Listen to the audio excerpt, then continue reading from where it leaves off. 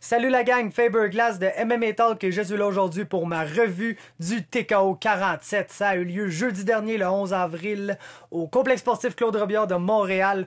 On est aujourd'hui lundi, on a eu le temps de se remettre de nos émotions suite à l'annulation du combat principal entre Jourdain et Ronson et l'annulation de Dufort-Lapillus. Ça a fait un petit shuffle, c'est Jourdain qui a affronté Lapillus, de se remettre de ces émotions-là, des émotions qu'on a vécues lors des combats. On a eu une très belle soirée de combat au final, malgré les annulations, malgré que la carte était réduite à 10 combats. Il y a peut-être un ou deux combats qui ont eu l'air un peu plus slow en live. Je les ai réécoutés par après. Je suis même plus d'accord pour dire que c'était des combats un peu plus slow. On a eu de quoi de bon dans chaque combat, quelque chose à discuter dans chaque combat. Je vous ai fait une réaction à chaud après la carte. Tout de suite quand ça sortait, je marchais vers ma voiture. J'étais même dans ma voiture avant de partir. C'est sur la page Facebook. Si vous voulez voir ça, c'est toujours disponible. Surtout les gens sur YouTube qui sont pas sur la page Facebook. Allez vous liker la page Facebook puis allez voir ça. C'est là. Et puis aujourd'hui, ce que je fais, c'est mes réactions à froid, disons-le, si les réactions de l'autre jour étaient à chaud. C'est mes réactions plus réfléchies après avoir réécouté la carte après avoir pris le temps d'analyser chacun des combats. Je vous offre ma revue, je vous offre mon opinion finale sur ce que j'ai pensé de cette carte-là et chacun de ces match-ups. En même temps, on va en profiter pour faire ce qu'on fait toujours dans ce cadre-là. C'est jouer au matchmaker, tenter de faire un regard vers le futur, voir qui pourrait affronter qui et quand et où et comment et pourquoi. C'est ce que j'aime faire après toutes les cartes. Ça nous permet d'avoir un petit regard sur le futur. Et pour les gens qui me suivent depuis un petit moment, vous savez ce que j'ai absolument besoin, c'est que je veux jouer au matchmaker. C'est mon chapeau de matchmaker, évidemment. Il est ici. Bing, boom, bow, le voilà. Pour une raison ou une autre, il est de moins en moins en bon état. Je le mets sur une tablette dans mon garde-robe, puis je pense qu'il accote au plafond ou quelque chose comme ça. Fait il est toujours de plus en plus magané à chaque fois que je le ressors après une carte TKO. Mais c'est pas grave, c'est de même qu'on fait ça, c'est la gimmick, puis je ne vais pas lâcher ma gimmick, je l'aime bien, je la trouve drôle. Donc on parle de cette carte-là dans le combat principal. On a vécu un combat de presque 5 rounds entre Charles Jourdain et Damien Lapillus, un combat de dernière seconde, un combat que les deux ont eu beaucoup de courage, de guts et d'accepter. Damien Lapillus qui n'était seulement que prêt pour un combat de 3 rounds, s'était préparé pour 3 rounds, a dû step up, faire un 5 rounds. Charles lui était prêt pour 5 rounds et s'attendait probablement à ce que ça l'aille 5 rounds contre Jesse Ronson. Et puis, ça a été un très beau combat. On a vu Damien Lapillus offrir de l'opposition quand même à Charles Jourdain, mais malgré ce fait-là, je pense pas que Damien a vraiment été en mesure de gagner des rounds dans ce combat-là. Il y a le premier round qui a été serré, le deuxième aussi, je pense que ça a été les deux rounds où on pouvait potentiellement, s'il y avait quelque chose, donner un round à Damien Lapillus. Et il a réussi à rendre ça serré avec des takedowns principalement.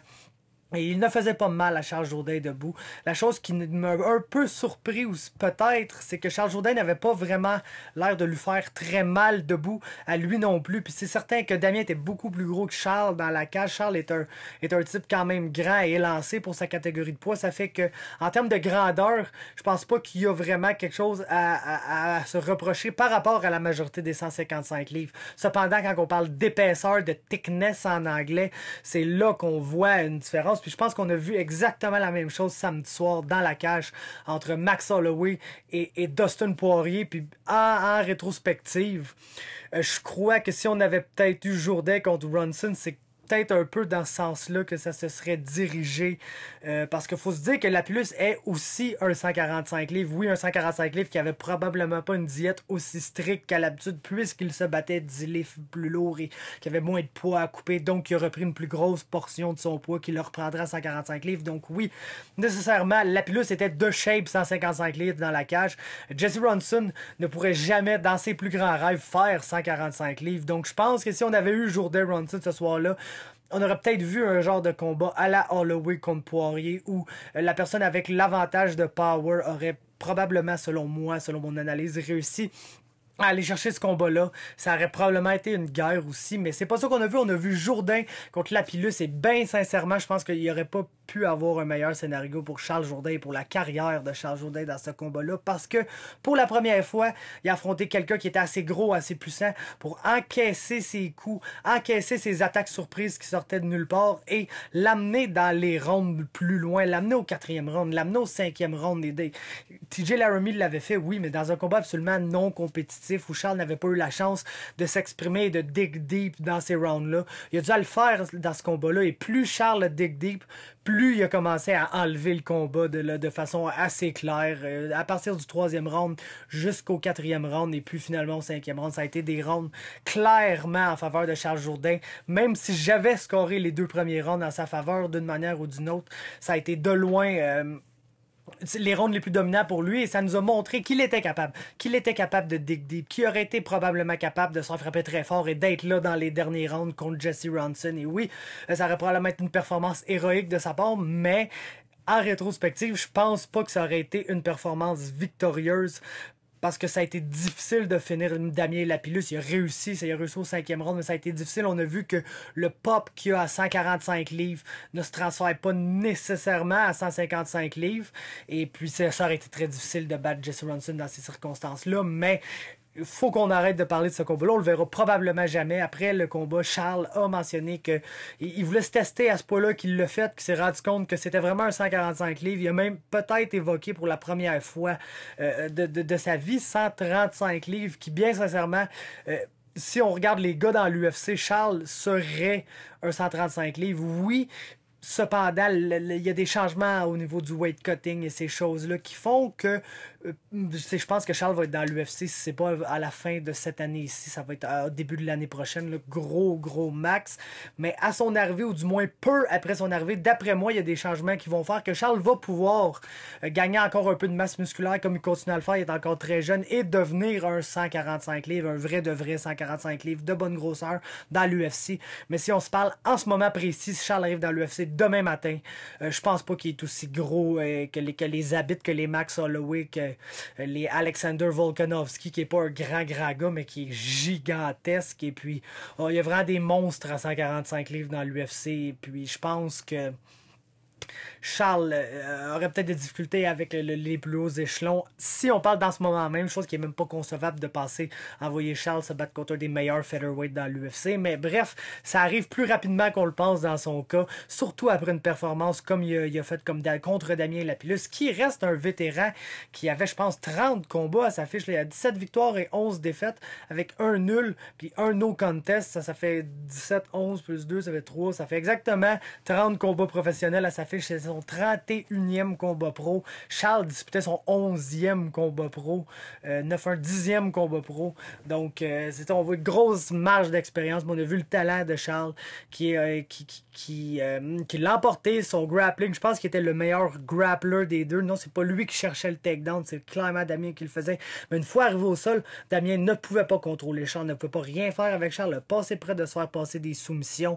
Une fois, Charles avait une très belle opportunité de prendre un triangle renversé puis de juste hammer down. Il a décidé d'y aller avec une clé de bras finalement. Il a passé près quand même à cet effet-là, mais Charles a vraiment amélioré son grappling là, de façon incroyable. Sa lutte défensive est encore la chose à améliorer, bien qu'on a vu dans ce combat-là qu'il était contre un bon takedown artist. Il n'a pas donné les takedowns, même les takedowns qui ont été réussis, il les a pas donnés. Il s'est battu pour les défendre, puis une fois au sol, se relevait tout de suite, allait chercher des super beaux butterfly hooks, puis poussait son adversaire. Il y avait de très belles façons de se relever quand il touchait le sol, chose qu'il n'avait pas contre TJ Laramie. Donc les améliorations que Charles a démontrées contre un grappler depuis son combat contre TJ Laramie sont incroyables. C'est un showcase incroyable pour Charles. C'est exactement le genre de combat dont il avait besoin. Et puis c'est drôle que la vie ait fait que ça soit arrivé comme ça, parce que c'est pas comme ça que ça devait arriver.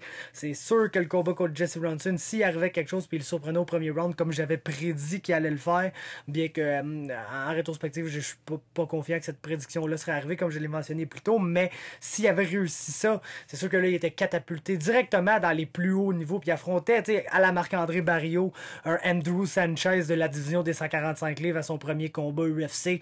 Là, vient de montrer une performance qui est absolument incroyable, qui démontre des améliorations dans sa game constant, un adversaire crédible, un adversaire avec beaucoup d'expérience, mais vient pas de finir un des meilleurs combattants canadiens de l'histoire du MMA. Donc, oui, il est dans la main de l'UFC, oui, il va faire son chemin dans l'UFC, mais il a peut-être plus de chances d'arriver dans l'UFC puis de se battre contre un autre prospect comme lui que d'arriver là puis de se battre contre un gros lutteur expérimenté dans la division qui va lui donner beaucoup de problèmes dès son premier combat. Parce parce que justement l'UFC le voyant comme étant quelqu'un qui, après un ou deux combats, pourrait directement être dans l'élite de la division, comme j'ai l'impression qu'ils sont potentiellement en train de faire avec Marc-André Barriault. Donc, c'est sûr que Charles voudrait ça. Je pense qu'il n'est pas encore prêt pour ça. Je pense que le fait de peut-être disputer encore un ou deux autres combats chez TKO avant d'aller dans l'UFC, ça va définitivement faire que quand il va arriver dans l'UFC, il va être prêt pour ça. Mais en ce moment, au moment où on se parle, le lundi 15 avril, je suis tellement mélangé avec les dates, là. Le lundi 15 avril 2019, je pense que c'est le meilleur scénario qui est arrivé pour Charles Jourdain, malgré que ça ne devait pas se passer comme ça, malgré qu'il a encore une fois accepté un adversaire à quelques heures de préavis comme ça, lui est capable de le faire. Je pense que c'est le meilleur scénario qui est arrivé pour Charles Jourdain.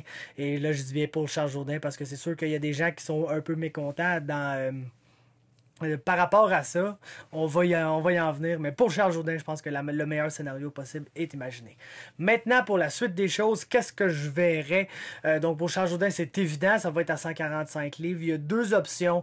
Il y a l'énigmatique Clayton Duarte. Ça fait une coupe de temps qu'on sait que TKO aimerait mettre ce combat-là sur pied. On sait que Charles a de l'intérêt. On le sait que Duarte est un striker. C'est pas quelqu'un qu'on a vraiment vu. Il n'y a pas beaucoup de footage sur lui à part sur UFC Fight Pass. Et puis, personnellement, des fois, les combattants brésiliens ont juste de la misère à arriver dans la cage de TKO. Ça, c'est quelque chose que je crois noter. Tu sais, il y a justement Clayton Duarte, il y a Luis Rafael Laurentino qui devrait se battre pour le PFL, là, qu'on n'a jamais vu. Pedro Gostinski, qu'on n'a jamais vu. Rafael Pessoa, qu'on n'a jamais vu. Roger Souza, je prie qu'on le voit à Gatineau. Ça va vraiment le prendre à Gatineau, parce que je veux absolument voir un combat de Cyril Gane. Mais bref... je ne sais pas ce qui se passe avec les Brésiliens. C'est souvent des problèmes de visa, c'est souvent des choses que le promoteur, dans plusieurs promotions, c'est déjà arrivé une carte qui a été déplacée de l'UFC à Miami, et puis du Brésil, une carte de l'UFC qui est au Brésil, qui a dû être déplacée à Miami pour une raison ou une autre, je m'en rappelle plus trop. Et puis ça a fait que la majorité des combattants brésiliens sur la carte n'ont pas pu faire leur chemin aux États-Unis pour des problèmes de visa. Donc c'est pas vraiment de la faute à TKO. Je dis pas TKO signe des Brésiliens puis il est pas capable de les faire arriver ici. Ça a l'air dur d'amener des combattants brésiliens en dehors du Brésil en général.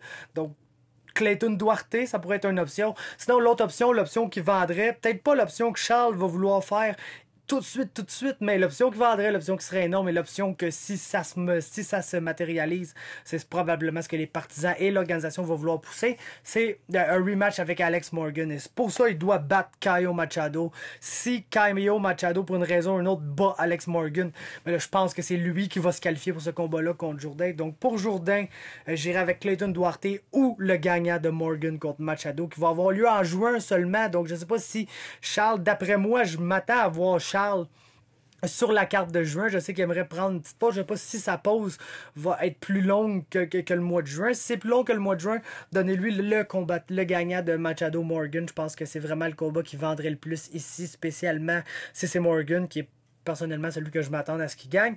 Sinon, s'il faut que ça se fasse un peu plus rapidement, puis c'est pour juin, donnez-lui Clayton Duarte, puis je pense que les gens de Québec vont être très contents d'avoir Charles Jourdain sur leur carte. Maintenant, pour ce qui est de Damien Lapillus, moi j'ai un combat que j'ai beaucoup envie de voir, pour être bien franc avec vous, puis je le sais que le combattant il est peut-être pas encore sur le contrat avec TKO. Son contrat était terminé, il a signé avec BTC, il n'a pas disputé son combat à BTC, je ne sais pas c'est quoi l'état de ça. Moi je fais juste vous lancer des match-ups de même dans les airs que moi j'aimerais voir. Je vous dis pas que c'est les match-ups qui font le plus de sens ni rien, je vous dis juste ce qui me tente moi, et ce que j'aimerais beaucoup voir. Je le sais qu'il voudrait descendre chez les 135 livres, mais j'aimerais voir Damien à 145 livres affronter TJ Laramie. Ça serait le combat que j'aimerais voir. Je pense que ça serait un bon combat de retour contre TJ Laramie, pour TJ Laramie, pour Damien Lapillus aussi. Je pense que Damien aussi, ça va être au plus tôt en juin, sinon après dans son cas. Donc ça laisse du temps à TJ de peut-être disputer son combat avec BTC. Je le sais cependant que TJ veut descendre chez les 135 livres, puis qu'il essaie de faire des combats, je pense catchweight à 140, un combat catchweight à 140 entre ça. Je pense pas que Damien peut vraiment faire 140. Ça se peut que ça soit juste un combat qui s'adonne pas, mais si jamais il n'y a rien de ça qui marche, puis TJ dit non, fuck it, je fais 145 pour mon prochain combat. TJ Laramie contre Damien Lapillus, c'est le combat que j'aimerais définitivement avoir. Sinon, ben, trouvez-lui quelqu'un à 155 livres. C'est sûr que là, présentement, à TKO, il y a beaucoup de gens qui ont pas des grosses fiches, puis qui montent, puis qui voudront pas tout de suite affronter un Damien Lapillus. Il y en a un, cependant, il est en congé de paternité en ce moment. Oui, ça lui prend de la planification pour pouvoir disputer des combats, mais Damien Lapillus, d'après moi, ne sera pas là après le mois de juin. Donc, c'est un combat qui pourrait être planifié à l'avance et que tout pourrait s'en l'arranger. Et je parle ici de Jérémy Caponi. Je pense que si Lapillus veut se battre à 145 livres pour son prochain combat, Capo serait un des très bons candidats. Mais le combat que je veux plus le voir, que je veux le plus voir, désolé, c'est de loin TJ Laramie contre Damien Lapillus. Maintenant, on se doit de parler de Michael Dufort quand même. Michael qui a été victime un peu de tout ça, qui s'est retrouvé sans combat. Ça a été une soirée très difficile pour lui. Charles a essayé de le faire monter dans la cage pour le serrer la main, comme j'ai mentionné dans mon vidéo d'après-combat. La régie n'a pas voulu. J'ai parlé avec Stéphane Patry, il m'a expliqué un peu les raisons derrière ça, de ce que la régie lui avait dit. Je peux pas vous dire que je suis plus d'accord avec la décision de la régie. Je comprends leur point de vue. Je comprends qu'ils voulaient pas qu'il y ait peut-être un incident. Je le sais à 100% qu'il n'y aurait pas eu d'incident. Mais bref, je comprends la décision de la régie. Écoutez, ils ont pris cette décision-là, ce soir-là, puis on peut pas revenir en arrière. Je trouve encore ça plate. Je trouve encore qu'il aurait dû le laisser rentrer dans la cage. Mais bref, je voulais parler de qui pourrait affronter à son prochain combat. Il y a déjà des gens qui disent on refait du fort Lapillus, on refait du fort Lapillus. Oui, ouais, on peut. Ça peut très bien être quelque chose qui pourrait arriver. Cependant, Michael va vouloir se battre à Gatineau. Michael va absolument vouloir se battre à Gatineau. Michael a fait 155 livres la première fois de sa vie. Il est encore bas dans son poids. Il est prêt à y retourner. C'est ça qu'il va vouloir. Je pense pas que Michael veut l'attendre à juin. Puis je ne sais même pas si Damien va être prêt à juin. Tu sais, Damien a été vraiment exhausté dans ce combat-là contre Charles Jourdain. Il a pris beaucoup de dommages. Ça a été quelque chose qui a été long pour lui. Puis je pense qu'il n'était pas prêt pour 25 minutes. Donc ça a été particulièrement éprouvant. Et c'est pourquoi je m'attends pas à le revoir. Peut-être même pas en juin, ça va peut-être être plus tard. Puis Michael n'attendra pas. Michael n'attendra littéralement pas. Veut se battre à Gatineau. Et j'ai une coupe de noms pour lui. Ça n'a pas vraiment... C'est pas de rien qui existe vraiment. Il était supposé parler avec Stéphane Patry aujourd'hui même, d'ailleurs, Michael Dufort. Donc, j'ai pas aucune nouvelle de ce qui est arrivé, de ce qui s'est dit, puis de qu'est-ce qui va se passer au moment où j'enregistre ça. J'ai quelques noms, cependant, pour Michael Dufort. Mena Dabella, il a fait ses débuts à 155 livres. Je pense que ça avait mal été pour lui, la coupe de poids. Mais bref, il a fait ses débuts à 155 livres contre Shaolin Shane Campbell et ça a pas marché son affaire. Il est toujours sur le site de TKO. Je ne sais pas s'il est toujours sous contrat avec TKO, mais bref, Michael Dufort, Mena Dabella, je pense que c'est probablement un des duels qui pourrait le plus facilement être fait. Puis je sais pas pourquoi je suis en train de me douter que Mena Dabella a vraiment affronté Shane. Je sais qu'il a disputé un combat dans l'Ouest, puis je sais que c'est littéralement contre Shane Campbell, puis je suis en train de me douter comme un con, mais écoutez.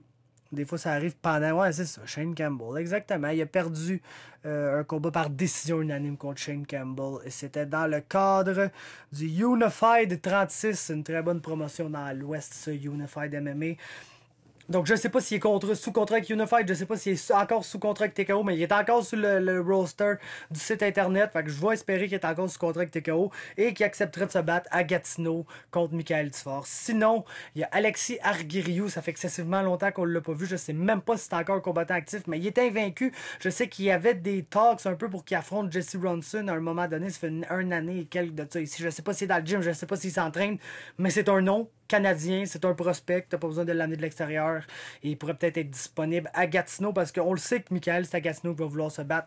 Sinon, j'ai le champion BFL, lui doit être taille avec BFL, mais pareil, c'est un prospect match que j'adorerais voir entre Michael Dufort et Achilles Estramadura qui est 4-0, qui est excellent, vraiment excellent dans tous les aspects de la game déjà pour quelqu'un qui a cette expérience-là. C'est un combat que j'aimerais voir entre les deux prospects. Sinon, une autre affaire que je lance dans l'univers comme ça, je sais qu'il y avait déjà eu des pourparlers pour que les deux s'affrontent. Carl Prepolek, Michael Dufort. Prepolek est rendu à 165 livres. C'est le champion BTC des 165 livres. Il est probablement tie-up avec cette organisation-là pour l'instant, malheureusement. Mais je dis ça de même, genre des affaires dans les airs, ça serait peut-être la meilleure manière d'inaugurer une division des 165 livres entre Dufort et Carl Prepolek. Qui sait? On le sait pas, mais bref, j'ai tous ces noms-là pour Michael Dufort, pour Gatineau, donc travaillez là-dessus, les boys. Pour ce qui en est de Jesse Ronson, très malheureux pour lui, ce qui est arrivé aussi, le gars a pris les étapes nécessaires pour que ses docteurs clear l'infection de peau, qui dit que c'était de l'impédigo, selon les entrevues qu'il y a eu avec Robin Black et lors de Tabarnouche, j'ai John Ramdine lors du TKO 47 là-bas à Montréal au centre Claude Robillard. Il disait que c'est de l'impédigo, il disait qu'il n'était pas contagieux selon ses médecins, que la régie avait comme des tests qui n'étaient pas 100% conclusifs, qui étaient pas positifs, mais qui n'étaient pas conclusifs, qui n'étaient pas négatifs non plus. Donc bref, tout ça pour dire, on espère que tout ça va se régler, on espère que tout ça va s'arranger pour le mieux pour Jesse. Et s'il y a juste un combat à faire, c'est de le mettre dans le combat principal du TKO en juin à Québec contre Jonathan Meunier. Jonathan a finalement exprimé de l'intérêt à peut-être affronter Jesse. Jesse est le champion des 170 livres. Jonathan veut un combat pour le titre, devrait avoir un combat pour le titre selon lui, puisque son dernier combat devait être pour le titre avant qu'il manque la pesée de 0,2 livres. Donc, c'est le moment de le faire. C'est le moment parfait de le faire, surtout que Charles Jourdain ne semble plus vouloir se battre à 155 livres. Ça semble avoir tombé à l'eau, ce projet-là, pour Charles. Donc, c'est le temps ou jamais. Meunier, Ronson, main event, Québec. Book that shit, someone. Book that shit right fucking now. Ensuite, comme un event de la soirée, ça a été le meilleur combat de la soirée, un des 92 secondes de MMA les plus fous que vous allez voir. Yanni Sharbatov a commencé très fort, gros body kick, gros coup de poing, semble avoir fait très mal à Malcolm Gordon. C'est la chose qui arrive à Malcolm Gordon cependant, des fois de se faire mal.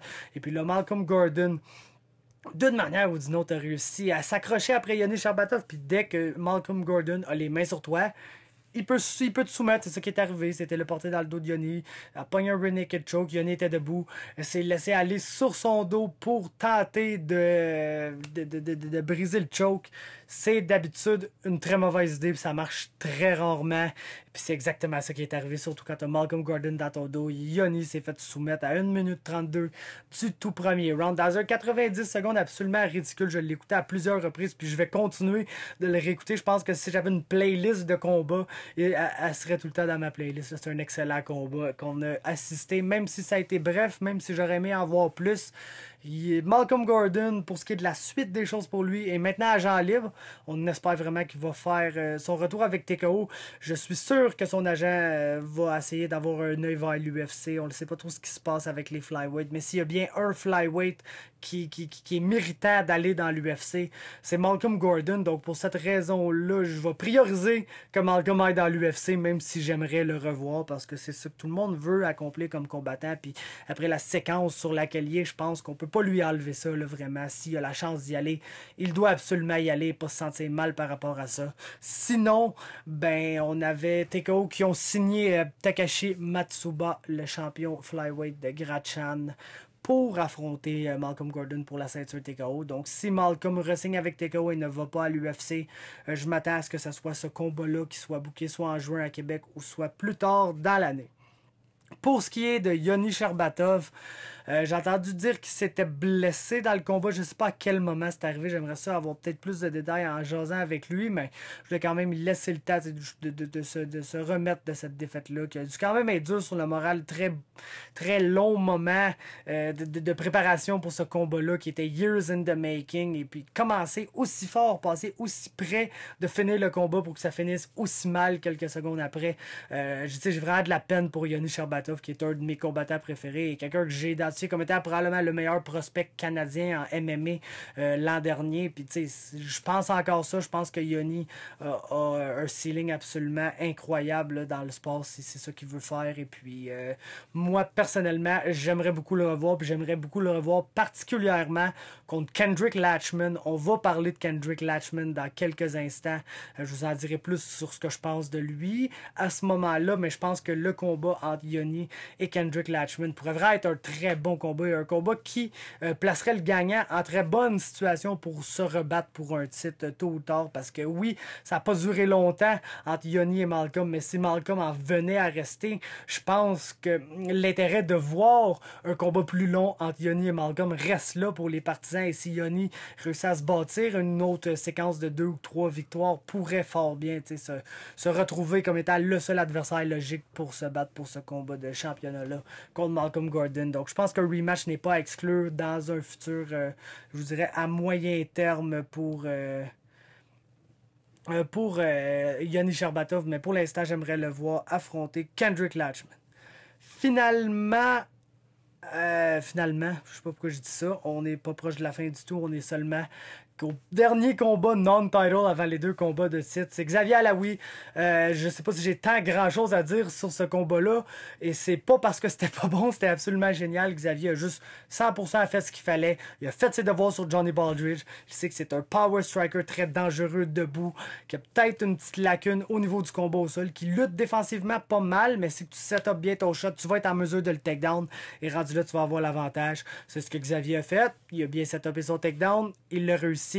Il a travaillé au sol lentement pour améliorer sa position. Puis quand il a eu la chance, il a passé une soumission pour littéralement nous rappeler que Xavier Alaoui n'est juste pas un gars que tu dois mettre contre des gars qui ont des fiches de 3-2, 3-3, 3-1. C'est un des meilleurs au pays. Son niveau de compétition, c'est dans le top 4 des combats bantamweight qu'on va voir à Gatineau. Puis c'est littéralement un de ces gars-là qui doit affronter à son prochain combat d'une manière ou d'une autre. Bien que Stéphane Patry l'a mentionné, c'est probablement lui le backup idéal s'il arrive quelque chose dans le title match entre Maness et Lapillus, puisque Hill et Arnett ont tous deux perdu le dernier combat. Xavier vient de gagner, donc selon la règle de TKO, est le backup officiel un peu de ce combat-là. Donc si Lapillus se blesse, c'est lui qui a le title shot. Si c'est Maness qui se blesse, c'est lui qui va avoir la chance d'affronter Taylor Lapillus probablement. Et puis je pense que doit rester dans le gym pour ça. S'il y a un des combattants sur cette carte-là qu'on a peut-être une chance de voir à Gatineau en dehors de Michael Dufort, c'est Xavier Alaoui. S'il ne se bat pas à Gatineau, cependant, j'ai pour lui le perdant de Arnett Hill ou le perdant de Maness Lapillus. J'ai le perdant de Arnett Hill. Si le perdant est Jesse Arnett, il a déjà affronté Josh Hill. Je sais pas si j'ai envie de voir ce rematch tout de suite. Ça pourrait avoir lieu. C'est le seul combat qu'on peut booker. Hill contre Alaoui 2, ça pourrait avoir lieu, mais j'aimerais mieux le voir affronter celui que je ne l'ai pas vu affronter encore. Ça, c'est Jesse Arnett. Mais pour être franc, si Arnett perd contre Hill, j'aimerais définitivement mieux voir Xavier affronter le perdant de Maness contre Lapillus, peu importe qui c'est, peu importe si c'est l'ancien champion Maness ou l'aspirant Taylor Lapillus qui perd ce combat, c'est le combat que j'aimerais le plus voir next contre Xavier Alaoui.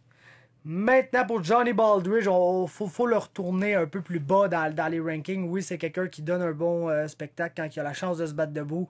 Je pense que tout le monde a compris qu'il fallait pas se battre debout avec, cependant. Puis tout le monde a quand même très bien réussi à empêcher ça. Donc, je pense qu'il faut lui donner quelqu'un qui a à peu près le même nombre d'expériences que lui. Quelqu'un qui a une fiche semblable. J'ai deux noms à 135 livres. Manny Alfaro ou bien Eric Daigneault. Un comme l'autre, ça pourrait être des bons combats. Je pense que je préfère peut-être Manny Alfaro dans cette circonstance-là. Mais ça pourrait être... Ça serait littéralement ça. Ensuite, Stout, Bodo, je pense qu'on peut leur donner Fight of the Night, bien que si j'avais vraiment le choix à faire, comme je vous ai dit, je prendrais Yoni contre Malcolm Gordon, mais pour le fait que ça n'a pas été long, si on avait à choisir un combat qui a duré, qui a été le meilleur combat, c'est sans doute Stout contre Bodo. Bodo a très bien commencé, gagné le premier round selon moi, s'en allait gagner le deuxième round, ça s'est mis à moins bien aller, a perdu le deuxième round et s'est fait soumettre au troisième round. Dans ce qui a été un excellent combat, les démonstrations de technique de la part des deux combattants ont été absolument géniales. Ça a été un combat que j'ai beaucoup apprécié. J'ai apprécié voir d'autres facettes à la game de Todd Stout et je parle de ce que Stéphane Patry a bizarrement pas aimé. C'est de le voir plus léger sur ses pieds. Je suis un peu plus, je sais pas si vous avez écouté la remise des bulletins à Ken Wong, je suis plus d'accord avec Ken que Stéphane là-dessus, dans le sens que quand tu as quelqu'un comme Alan Bodo devant toi, oui, tu veux être mobile, non, tu n'as pas envie de juste planter tes pieds puis de voir tout le power qu'Alan Bodo peut te lancer par la tête.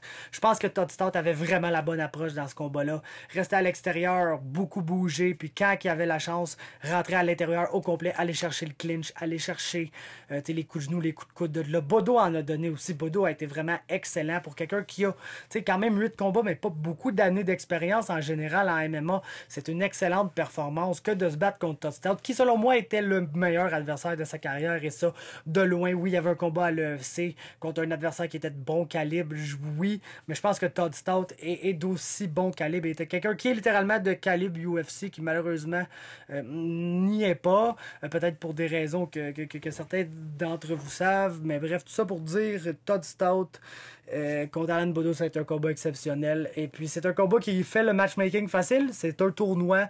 Todd Stout va affronter le gagnant de l'autre demi-finale qui oppose Daniel Jolie à Branson Ribeiro.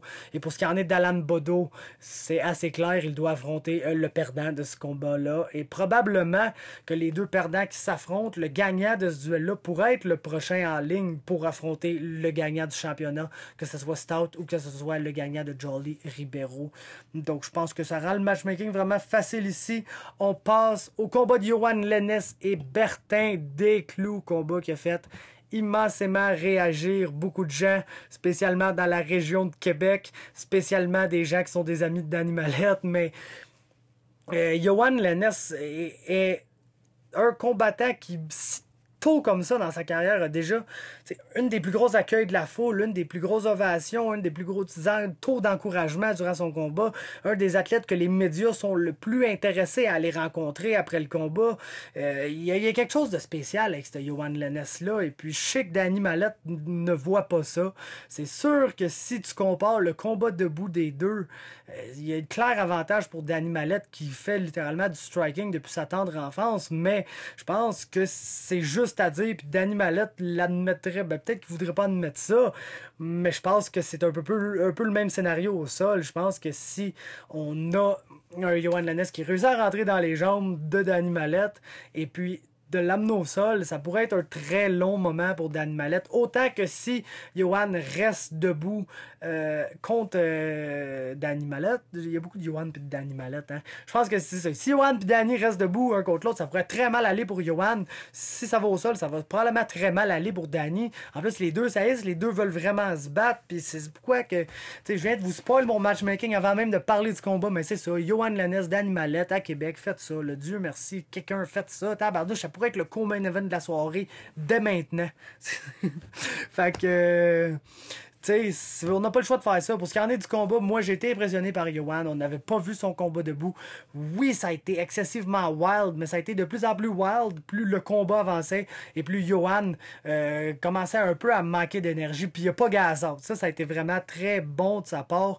On n'a jamais vu un stade du combat Yoann dire, oh non, lui il n'a plus de jus, puis il est plus capable de rien donner, c'est terminé pour lui. On le voyait se fatiguer, peut-être être un peu moins rapide et fringant qu'au début du combat, mais jamais il a lâché son pace, jamais il a lâché ses attaques.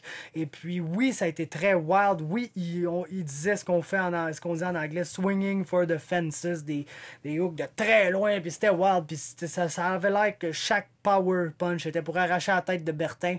Mais d'un autre côté, s'il y a un type de combat où tu peux te permettre un peu de faire ça, c'est contre quelqu'un comme Bertin qui veut juste kicker à distance puis qui est très hésitant à lancer ses mains en général. Donc Yoann, faut lui donner, est très bon pour analyser les combats, même dans son entrevue d'après-combat, a eu un très bon read du combat qui venait de se passer. Il y a beaucoup de gars qui se rappellent plus ou moins de ce qui s'est passé dans le combat, qui se rappellent juste de certains moments.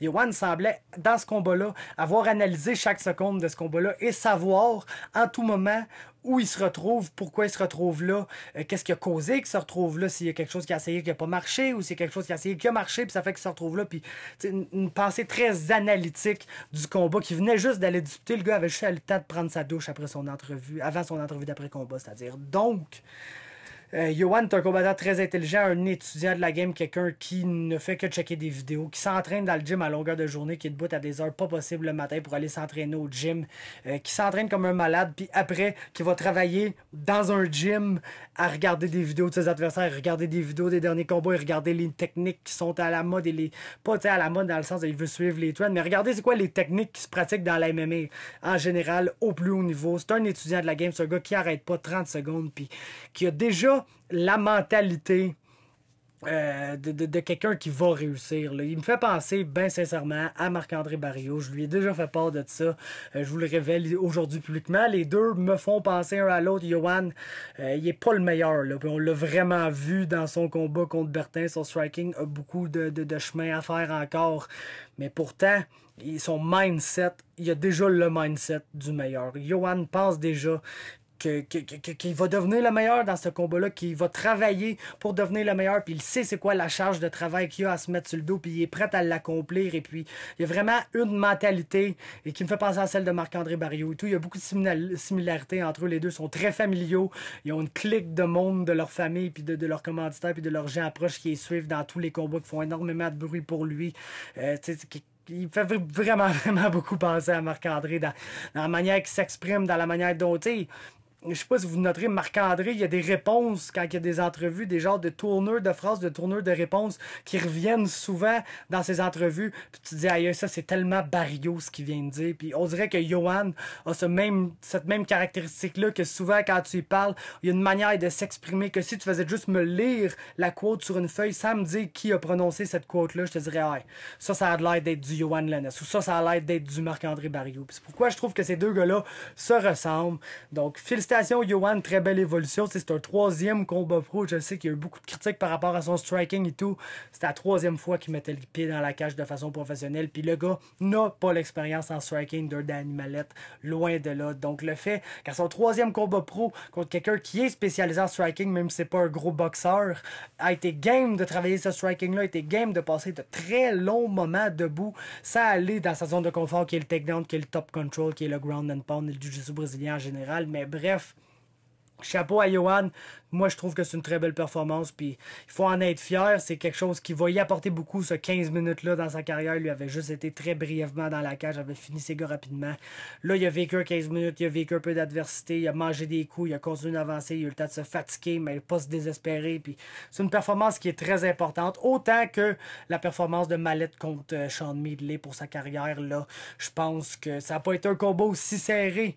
Mais Lennes vient d'aller chercher un peu de cette expérience-là que peut-être Mallette avait en edge sur lui, même s'il y a moins de combats que lui aujourd'hui.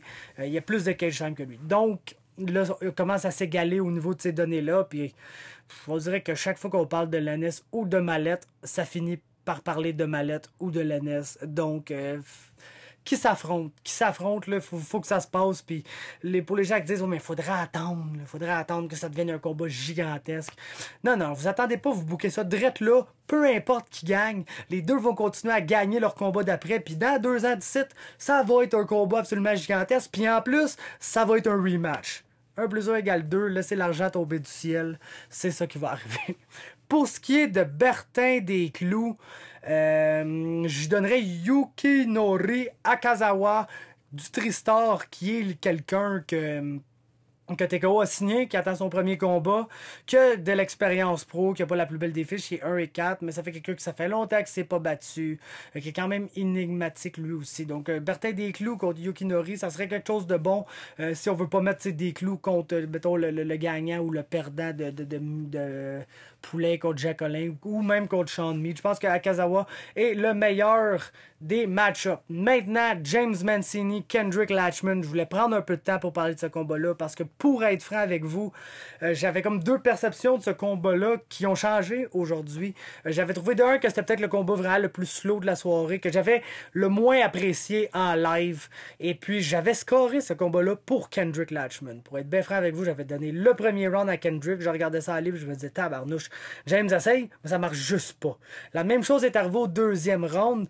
J'ai pas le choix de le donner à James, celui-là, parce que les choses que Kendrick essayait de faire ne marchaient juste pas, puis il n'y avait pas l'opportunité de s'exprimer où il voulait s'exprimer. Fait qu'à un moment donné, je pense que même si James essayait des takedowns sans succès, le combat était quand même dans le monde à James, puis même si James se faisait défendre la majorité de ses attaques de lutte, Kendrick, même s'il réussissait à défendre, n'était pas en train de gagner, n'était pas en train de s'exprimer là où il voulait, puis quand il avait la chance de s'exprimer là où il voulait, n'était pas assez actif, ne lançait pas assez de coups de poing, puis c'est pourquoi j'ai pas le choix de donner ce 2e round-là à James. James a dominé le 3e aussi, mais en fin de combat, pour la première fois, Latchman a détaché, puis a lancé des bons coups, puis a touché James pour la première fois solidement dans le combat, et j'ai pas le choix de donner le 3e à cause de ça. Ça faisait donc 2-1 Latchman, selon moi.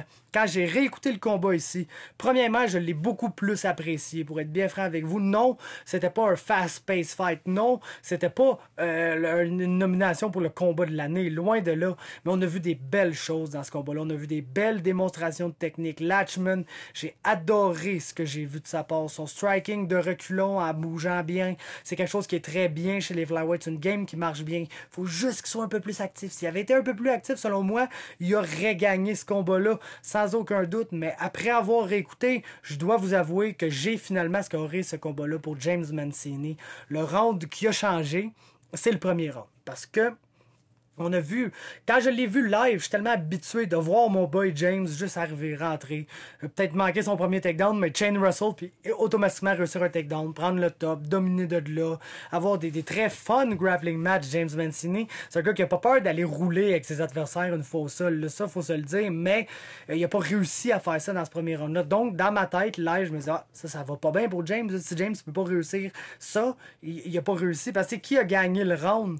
Est-ce le gars qui tente un takedown tout le long sans succès, mais qui est quand même dans sa game, dans son monde, dans le monde de la lutte, ou le gars qui est pas dans son monde, qui est pas en train de faire ce qu'il voudrait faire dans le combat, mais qui empêche son adversaire de faire ce qu'il voudrait faire pendant 5 minutes, puis qu'il shut down la lutte de James Mancini pendant 5 minutes.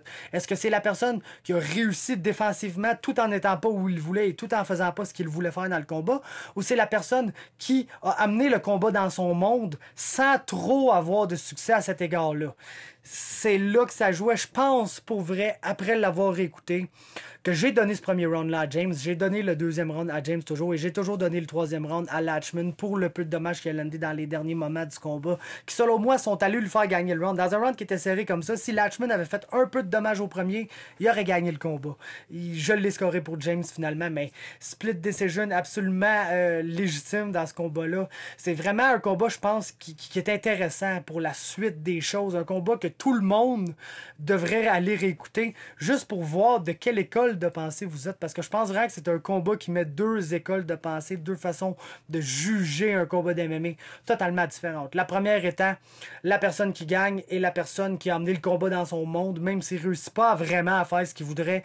Dans ce cas-là, c'est James Mancini qui pousse l'action, qui pousse le clinch dans la cage et qui essaye beaucoup de takedowns, même si la majorité ne réussissent pas, et ceux qui réussissent ne résultent pas en rien, résultent juste en Kendrick Latchman qui se relève puis qui essaie de se séparer, même s'il n'est pas vraiment capable de se séparer. Donc, dans ce cas-là, la personne qui a amené le combat dans son monde et qui n'a pas vraiment réussi grand-chose, mais qui a quand même disputé un 15 minutes d'MMA dans l'univers où il voulait, c'est James Mancini. Donc, il y a une manière de penser qui lui donne le combat, c'est clairement. L'autre manière de penser donne sans aucun doute le combat à Kendrick Latchman, parce que James Mancini a, oui, amené le combat dans son monde, mais même dans son monde, à lui, n'a pas réussi à faire ce qu'il voulait, à aller chercher les takedowns et aller chercher du top control et aller chercher du dommage sur le top ou même aller chercher du dommage dans le clinch. Il n'a pas réussi à faire ça. Il a été constamment en attaque. Kendrick Latchman a été constamment en défense, mais la défense de Kendrick Latchman a mieux marché que l'attaque de James Mancini dans ce combat-là. Et c'est pourquoi cette école de pensée-là donne clairement le combat à Kendrick Latchman. Donc c'est pourquoi moi je pense ce combat-là très intéressant à aller réécouter pour voir où vous vous situez parmi les deux écoles de pensée et où juste voir, essayer de comprendre aussi l'autre école de pensée et tout. Donc, regardez, c'est ça, mon analyse du combat. Au final, je dois vous cacher, opinion personnelle, que je suis bien content que mon boy James a gagné. Là. Je l'aime beaucoup, James Mancini. Et finalement, moi, après réécoute du combat, je score le combat pour Mancini. Mais live, je l'avais scoré 29-28 pour Kendrick Latchman. On passe au combat d'avant. Le premier de la main card, Julius Tremoliti contre Simon Lagarde. Je pense que Julius est très très bon. J'aime beaucoup son style bouncy, volume. Il est fait long, il est pas gros et large pour un middleweight. C'est pas une size à la Simon Lagarde qui est fait très musculaire, très colosse puis qui va amener beaucoup de power. Julius, je sais qu'il a probablement pas la plus grosse power game. Donc, l'aime beaucoup de volume quand il est à distance. Puis quand il est à l'intérieur, il est un grappler absolument redoutable. Comme beaucoup de gens dans ce camp-là chez Grand MMA, on pense notamment à Ergis Sigata, à Todd Stout qui a montré des améliorations au niveau de son grappling phénoménal, mais Tremoliti est là-dedans. Pour ce qui est de son prochain combat, moi, le combat que j'aimerais voir, c'est Julius Tremoliti contre Virgile Beaulieu. Je le sais que Virgile est impliqué avec Chris Frank pour ce qui est de la carte Gatineau, et puis c'est probablement ça qui va arriver. S'il arrive de quoi dans ce combat-là, mettez Julius, s'il vous plaît, que ce soit contre Virgile ou contre Chris Frank. Julius a quasiment rien pris des short notice depuis le début de sa carrière. Donc, en fait, il se bat depuis le début de l'année, donc depuis le début de sa carrière, c'est pas full accurate, mais tout ça pour dire, Julius il semble être game de se battre n'importe quand, donc je le mettrais contre Virgile. Si ça marche pas, moi j'aimerais déjà le voir contre Marius, pour être bien franc avec vous. Je pense que Julius Trumoliti contre Marius Chaskevich, ça peut être un excellent combat. N'empêche que le combat idéal pour moi en ce moment, c'est contre Virgile. Je le sais que Virgile est booké, je le sais que ça fait aucun sens. C'est pareil contre Virgile que j'aimerais le voir, qu'est-ce que vous voulez.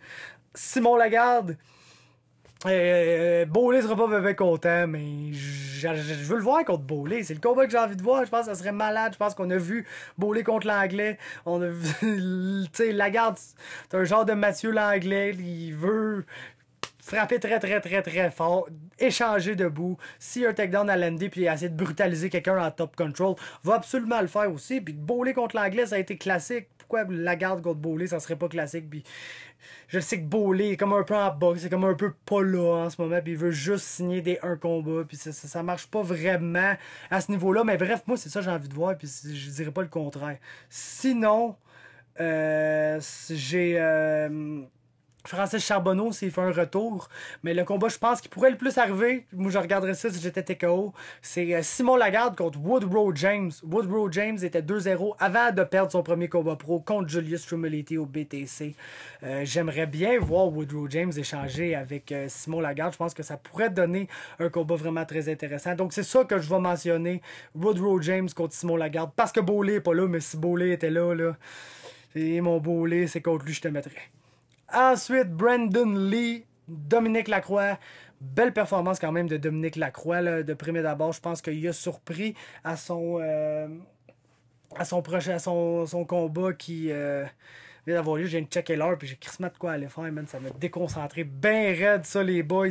Mais non, Virgile, qu'est-ce que je suis en train de dire? Dominique Lacroix a été bon. Il doit avoir une autre chance. Bouquez-le contre Alex Slicer. Brandon Lee, chapeau, mon gars, excessivement calme dans la carte. Dans la cage, il a eu le droit de l'adversité. Il y a eu plein d'affaires qui semblaient pas nécessairement se dérouler comme il pensait que ça allait se dérouler. Et puis, il a quand même resté calme. Il a quand même stick tout son game plan. Il savait qu'il avait l'avantage au sol. Il est allé chercher l'avantage au sol. Il a pas fait le con au sol. Il savait que Lacroix allait essayer plusieurs choses. Il était très explosif. Il a gardé sa garde. Il a attendu le moment. Il a mis une petite trap en laissant de l'espace. Il a pris son dos. Il l'a choke. Brandon Lee, ça faisait très longtemps qu'on l'attendait chez les pros. Je pense qu'il peut affronter quelqu'un qui est très bon à son prochain combat. Si James Clark est avant là, est encore là, c'est-à-dire c'est le combat que je veux voir. Excellent grappler, excellent lutteur en James Clark qui nous livrait tout un combat de grappling. Maintenant, Maxime Bacon, Samuel Giguère. J'ai regardé ce combat-là. Props à Samuel Giguère. Il a livré une très très belle performance. Il a donné tout ce qu'il y avait dans ce combat-là. Malheureusement, quand Bacon s'est mis en marche avec sa lutte, c'est là qu'il a démontré qu'il allait être le combattant supérieur dans ce combat-là. Je pensais un peu que ça allait se produire comme ça, mais Maxime Bacon est vraiment un très bon lutteur, un très bon prospect pour le futur. Je lui donnerais Maxime Souci à son prochain combat, assumant qu'il va rester chez les 135 livres. Il a raté le poids. Giguère, je veux le voir chez les 135 livres aussi. Je pense pas que c'est vraiment un 125 livres. Il avait l'air quand même déshydraté pas mal à peser à 135. Donc, je veux pas le voir essayer de faire le con et essayer de faire 125 livres ni rien, là. Je le veux contre Olinado. Olivier Nadeau, les deux sont 0-2. Il y a Devin McIntyre et tout qui est là, mais il se bat contre Serge à Gatineau. Il pourrait se battre contre Devin McIntyre s'il gagne et ou perd contre Serge, ça me dérange pas. Mais Sam Giguère, Oli Nadeau est ce que j'aimerais voir. Maintenant, on termine ça avec Pierre Tivierge. Pierre Tivierge a fait exactement ce qu'il fallait qu'il fasse. Il a attendu d'avoir une coupe de read sur son adversaire. Il a shooté pour un gros takedown, puis une fois seul, il était dans son univers. C'est un combat avec beaucoup... Un combattant, c'est-à-dire avec beaucoup de potentiel, selon moi, le petit Pierre Tivierge. Et puis j'aimerais le voir affronter immédiatement, dès son deuxième combat pro. J'aimerais le voir contre Tony Laramie, qui est aussi petit que lui, qui est aussi malade que lui. Ça donnerait vraiment tout un combat, ça. Puis je pense que Pierre a pas peur de relever des grands défis. Donc Pierre Tivierge, Tony Laramie, c'est définitivement le combat que je veux voir. Et puis finalement, Nigel Crosswell, il aura la chance de se reprendre. Je le mettrai contre Derek Dexter si tout va bien avec son scan et tout, évidemment. Mais on n'a pas tant de flyweight que ça. Donc je pense que c'est un combat qui ferait du sens. Nigel Crosswell, Derek Dexter. J'ai aimé ce que j'ai vu de Nigel debout. doit travailler sur son takedown defense, puis je suis sûr qu'on va le revoir avoir des meilleurs moments dans la cage. Donc, c'est ce qui va conclure ma revue du TKO, barre oblique, on joue au matchmaker pour le TKO 47 et le futur. Bref, j'espère que vous avez apprécié. Laissez-moi un like sur la vidéo, laissez-moi aussi un commentaire pour me faire part de vos match-ups de rêve là, après cette carte-là. C'est ce que je veux entendre principalement. Abonnez-vous à Québec MMA sur Facebook, sur YouTube, à Québec MMA. Est-ce que je suis con? C'est même plus ça, j'ai tout changé. C'est MMA Talk sur Facebook, MMA Talk sur YouTube, The MMA Talk sur Instagram et The_MMA Talk sur le magnifique site qui est Twitter. Puis on se voit une prochaine fois. La vidéo est déjà longue. Ciao!